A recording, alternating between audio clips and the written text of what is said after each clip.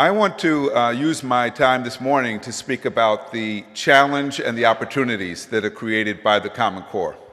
And I want to frame it around challenges and opportunities because I think that Common Core represents a real opportunity to do something that we should have been doing for a long time, which is to make opportunities available to kids, all kinds of kids, to engage in deeper learning, higher order thinking, the kinds of learning opportunities that are essential to participate fully in the society.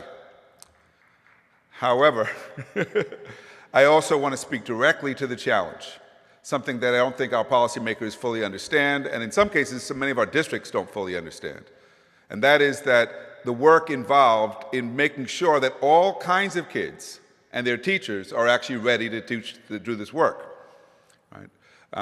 It doesn't have, you don't have to be too knowledgeable to get it, that if you raise the bar, but don't do the work to prepare people to get over the bar, then you'll have more people failing. Right? And I think one of the problems we've seen already in several states, I'm not sure where California is on this regard, but in New York, for example, we implemented the assessments before we did any work to prepare teachers and students.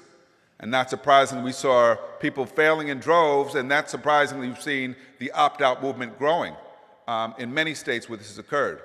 And I think it's really about the misuse of assessment and not really about the failure of the Common Core, because I think many people don't fully even understand what the Common Core is. And so some of the opposition, I think, is misguided. And so what I'd like to do is use my time with you today to try to illuminate why I think it's an opportunity, but also to illuminate what some of the work involved is. So before I do that, I want to just address the fact that, and I'm glad Lewis started his remarks with the importance of equity, because especially in California, but I think throughout the country, we know that this has been our big failing as a nation. Right? That is that wherever poverty is concentrated, it tends to be that school failure is highest. And for the longest time, we blamed the kids and their families for that failure. Now we've swung the pendulum in a different direction to blame their teachers. Right? Blaming people is not an effective strategy for improving results. Okay?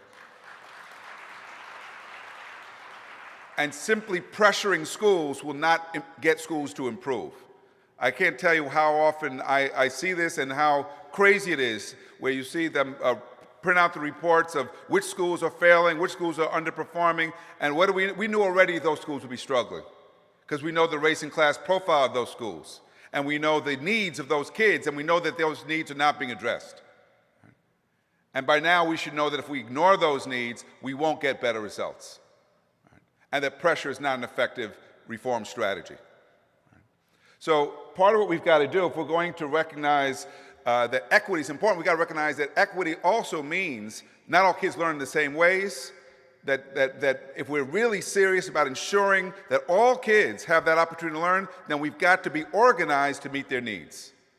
And I would say right now, very few schools across the country have been organized explicitly for the purpose of delivering high-quality support and instruction to the students they serve.